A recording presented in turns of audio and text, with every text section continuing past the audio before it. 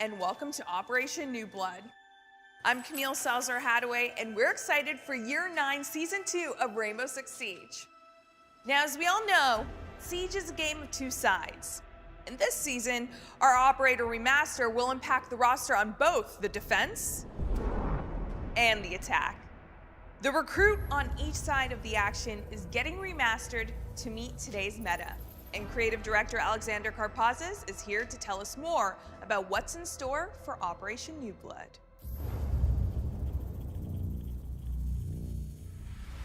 On behalf of the entire Siege team, we're proud to show to you Operation New Blood. And there's a lot coming this season. And it starts with our first remaster.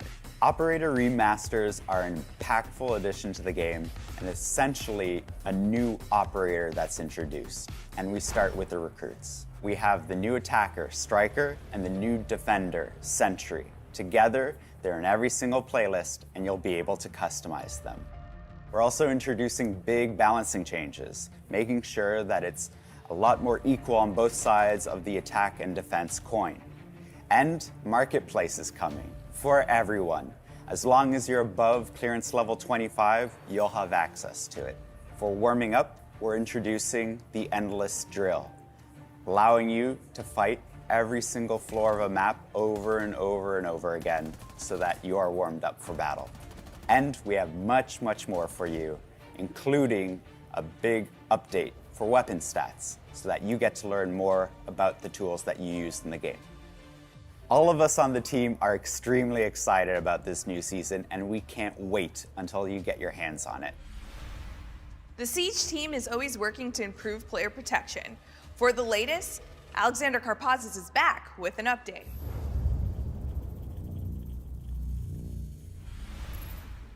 In a mid-season roadmap update, we communicated about a delay for the reputation system coming out of beta. For us, it's really important to make sure that we get this right and that we listen to the feedback. And we received a lot of feedback that there's still work to be done. We're working on the quality of the system and making sure that we can verify all of the reports that are made using it. At the end, we want a system that you can trust and that can actually tackle the toxicity in the game in a way that you feel confident in. That means delaying the reputation system to later in the year. Right now, the beta means that we can collect feedback and you can give feedback. It's so that you can understand what the reputation system's about, and for those players that have a reputation score that is low, how to get it higher. We talked a lot about anti-cheat at the 6 invitationals, but we need to show results for it as well. And I'm super happy to say that the team has been doing incredible work. We've made a 7 times improvement to the number of data points we use to make bans. This also means that we've increased our ban rate by 60% in the last season. And we've seen a huge reduction in cheaters, and especially rage cheats. Plus, we've created new detections for DDoS, improving DDoS detection. It's also important to point out that new data bans using machine learning is already given us great results. It's led to less time manually making bans, and it's made a much wider net for us to cast trying to find those cheaters. It's helping a lot. We're working with Steam VAC bans so that it's harder for cheaters to make multiple accounts or for people who want to smurf. This means a better overall experience for PC players and a reduction in cheaters having access to new accounts. In the Year 9 reveal back in February, we promised to address the influence of our defensive powerhouses. This season, Solus will receive her first update, but she's not the only one. We're also taking on Fenrir and adjusting his threat level accordingly. Game director Joshua Mills has more.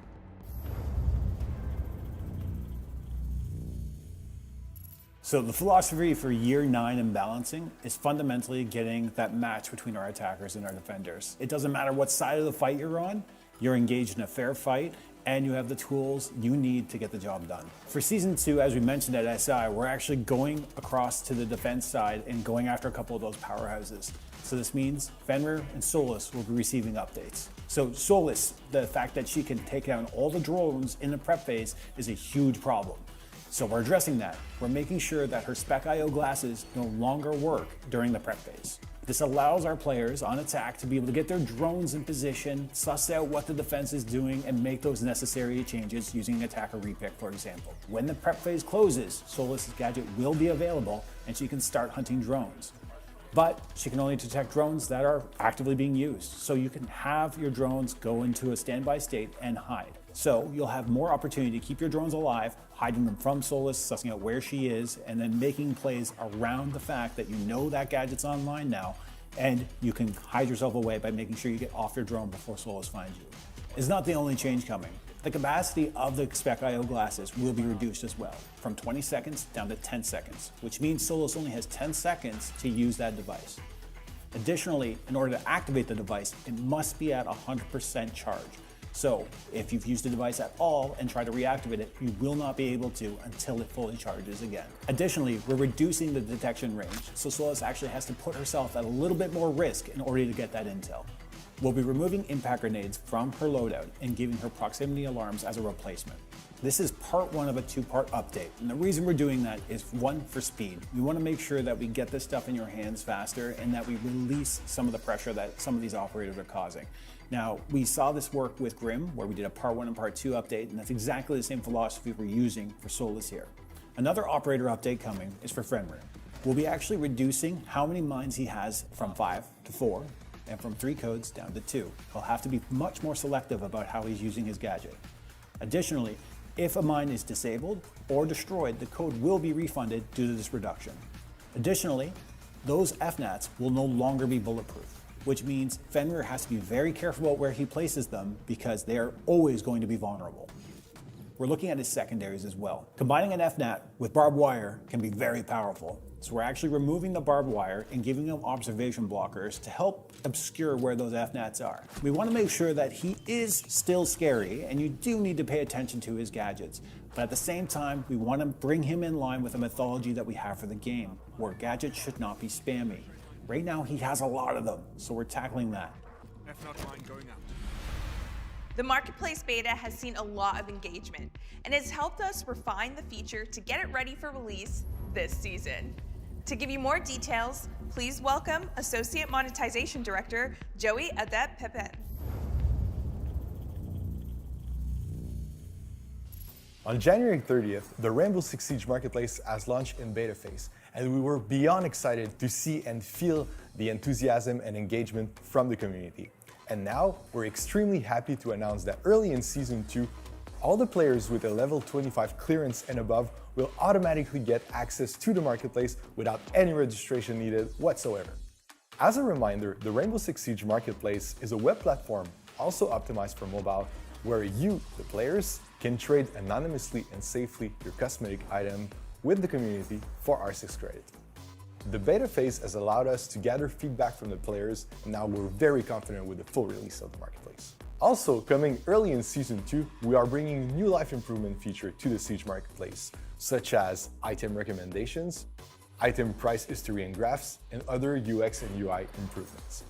I want to thank you all for making the Rainbow Six Siege Marketplace a reality, and we'll continue to work hard to improve the feature so you get the best experience possible. Operation New Blood is bringing back a popular game mode for a limited run and adding a map filter option in the standard playlist, which live content director Christopher Budgeon can tell you all about. So this season, we're introducing a new system called map filtering in the standard playlist. This means that players can select playing ranked, non-ranked, or all maps within their experience. That means for the first time, you'll be able to play tactically on non-ranked maps within standard. Attrition is an arcade game mode that's coming back for a limited time, where every round, the operators that are played, both on attack and defense, are eliminated for the rest of the match. At the start of the match, 5 attackers and 5 defenders will be automatically removed randomly. That means going into the first round, Attrition has already started and you'll have to play with the puzzle pieces available to you. Attrition playlist is coming back for a limited time from June 18th until July 2nd. New premium rewards are on the way as we're introducing membership this season. To give you more info, here's Business Strategy Director Mohammed Ben Hanada.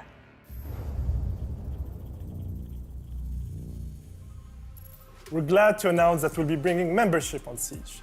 Membership is a new and the best way to get some of the game's new and exciting content, as well as exclusive customization that won't be available in the shop. So how does it work?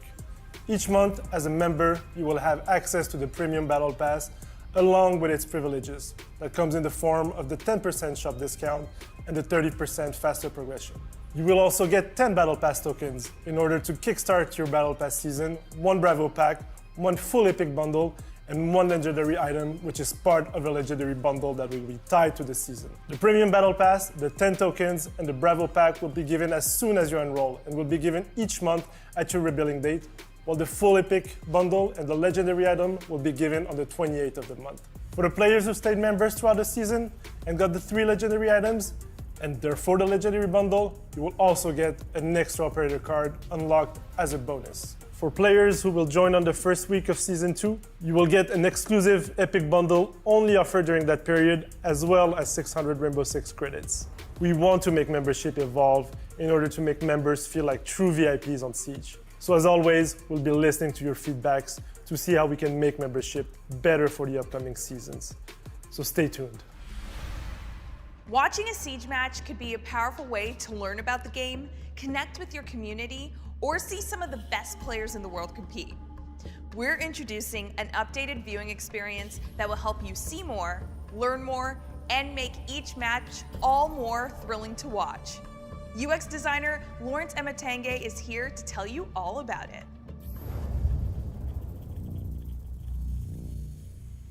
Essentially, we wanted a more seamless experience for spectators, casters, and observers because they're all using the same HUD, and we wanted to make that very efficient for them. So we moved the cards from the side to the bottom.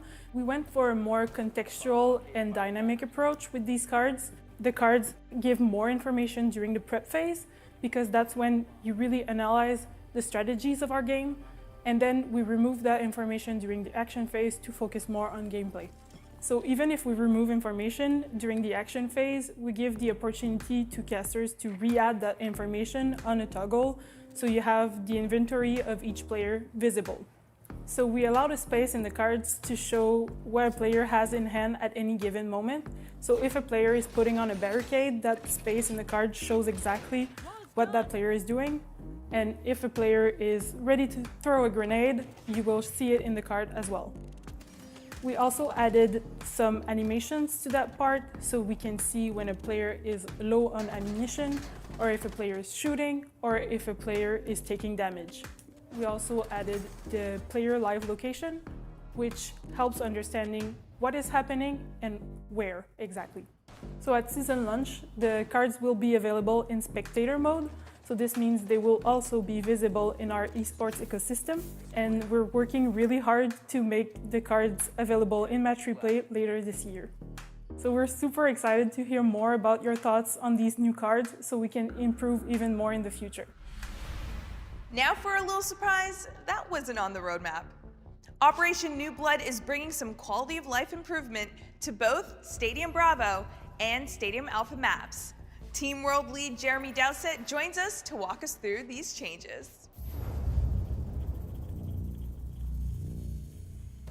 The Stadium Alpha and Stadium Bravo, it's really quality of life changes. The community loved them as events and they came out in the playlists, but there was a problem, and the problem was the bulletproof glass. We overused it, we put it everywhere, we were experimenting, and the thing we've done is we've removed bulletproof glass from the objective sites. This means for defenders, it's actually much more comfortable to defend because the attackers can't just park a drone outside the window and then just ping you and know where you are. So the problem with the two maps was you'd always have to defend an objective off-site because you're always going to get seen. Now, with the removal of bulletproof glass from those areas, it means as a defender, you can actually stay on site and actually defend. For Stadium Bravo, there's been changes to the 1F border and there's been changes to the coastline section. Again, these are just minor wall tweaks, doorway tweaks, nothing too serious, but we have linked a few areas with some extra doors. So showers are linked with the door, servers are now linked with the door, and we've added an extra hatch. Again, we've gone through and we've rebalanced the floors so they actually match to the objectives, so it's actually easier to attack and defend with the breakable floors. The team that worked upon these maps, Etienne, Alexandra, Jade, Dominic, the level design, they've done a really great job, and we're looking forward to these maps coming out into all of the playlists except for ranked, and we're looking forward to your feedback. This season is adding more playable operators, AI defenders, and map choices to the Versus AI and map training playlists. Plus, we've got a new drill coming for experienced players looking to sharpen their skills even further. To give you more details, Christopher Budgeon is back. For the Versus AI playlist, we're bringing 2 new maps, 2 new AI defenders, and 4 new playable attackers, including Deimos. Starting this season, you'll be able to warm up and train in the Versus AI playlist on both Coastline and Nighthaven.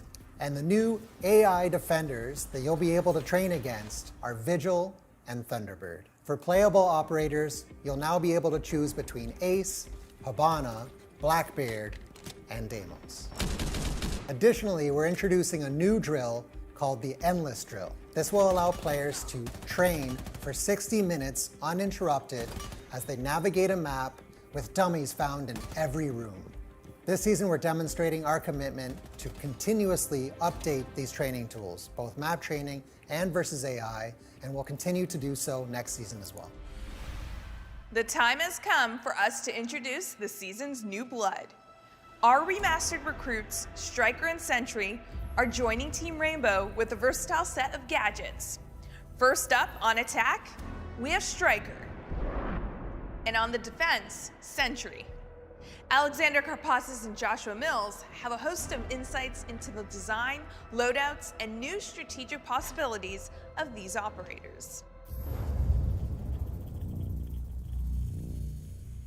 The visual design of our recruits comes from a wonderful collaboration with our friends on the Rainbow Six mobile team. We're using their models up-res for Siege to represent Striker, who wears the repelling harness, and Sentry, who wears the defender's helmet, to differentiate the two sides of the same coin.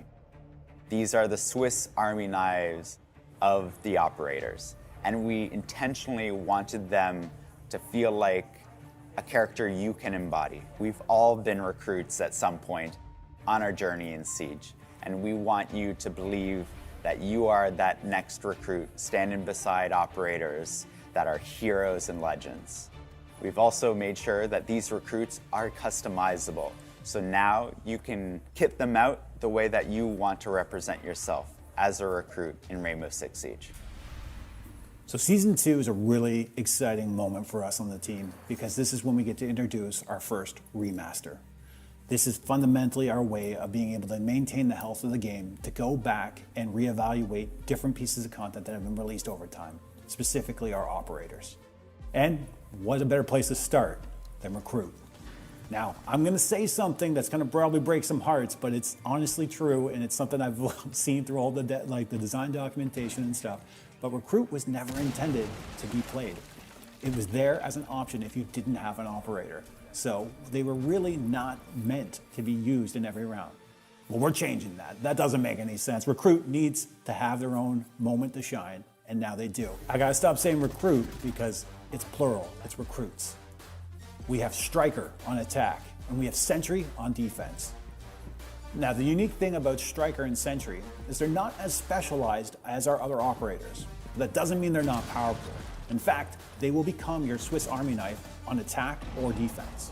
Striker and Sentry's unique ability allows them to field 2 generic gadgets from their side of the fight. So for Striker, in her gadget kit, she can bring a stun grenade, a hard breach charge, frag grenade, impact EMP grenade, smoke grenade, claymore, and breach charge. And remember, that means Striker can take any combination of 2 of these gadgets. Now, when we're talking about Sentry, he can bring in his gadget kit, impact grenades, deployable shields, barbed wire, nitro cells, proximity alarms, observation blockers, and bulletproof cameras. And once again, just like Striker, Sentry can bring any combination of 2 of these gadgets. So for Striker, some of these combinations are more obvious than others. For example, hard breach charges and impact EMPs. That's a self-sufficient hard breacher right there. Another great combination for Striker is a Claymore and a breach charge, setting up your own flank watch while taking care of that vertical play. A big important thing about Striker and Sentry is you do not know what they're bringing on the field, which means your strategy can be built around what they have in their pockets, and that requires the other team to pay attention to what they are doing. So when we look at Striker and Sentry's weapon loadouts, it's important that we have versatility and customization really at the center here, because we want you to be able to craft Sentry or Striker to fit exactly what your lineup needs. When we look at Striker's weapons, we want to remain true to what Recruit was originally, which is some good all-around weapons for each one of them. But in Striker's case, that means the M4 and the M249. In secondary, the ITA 12S and the 5.7 USG. Now when we jump over into Sentry's weapon loadout, they're rocking some fan favorites as well. The Commando 9, the M870 in their primary slot, and then the secondary slot, the C75 Auto and the Super Shorty. Some of the great combinations that you can do with Sentry would be a bulletproof camera and an observation blocker, or a proximity alarm and a nitro cell. Recruit has always held a special place in our hearts. Being able to go back and revisit them and remaster them in this way is super special to us on the team, and we hope it's awesome for you on the community side as well. The impact of a remaster in the game is fundamentally as if new operators are coming to the game, because that's how we're treating them. But it's important that the essence of the operator remains. So, how does it feel to step into the boots of those remastered recruits? Let's get a fresh perspective from 2 special guests. Please welcome 2-time 6 Invitational Show Match winner, ThatOneBrit, and the reigning Easter egg queen, Titanium Rolo. The first thing that comes to mind about old recruits is kind of more of like meme gameplay, but this new recruit gives way more possibilities to the game, gives way more opportunities for your teammates to work together and accomplish the objective. So I am a massive fan of the new recruits, especially Striker. I feel like I might end up being a Striker main on attack. I love to bring Buck, but I also like to roam clear. So the fact I can now bring a hard breach gadget and claymores is going to come in so clutch for me. And also being able to single-handedly get a wall open if you want to do like a back take, for example, you can bring pocket EMPs and also a hard breach gadget. So I love it for that. And also, so many people who are new to the game won't understand the unwritten rule of if people bring recruit, you have to too, or it's GN. And now it's going to save them from that because obviously only one person can bring it. So I'm quite happy about that. 100%. I actually love the defender side more because I'm a big C4 player. The opportunity to bring a C4 and like a deployable or a BP to play off of makes the defending recruit operator just so great and versatile. If I was going to play more aggressive, like she said, I would bring claymores and flashes and just claymore my flanks and then just flash right in and hopefully get a 3K at least. I mean, I think you're ace. You aced us earlier, so You're too sweet. easy for you. I love that. I'm going for a meme, flashes and smokes 100%, and I'm just going to throw all 5 in and hope for the best. But if I'm trying to play serious or solo queue, either hard breach claymore or hard breach EMPs. Just to like put on a final thing from my perspective, M4. M4.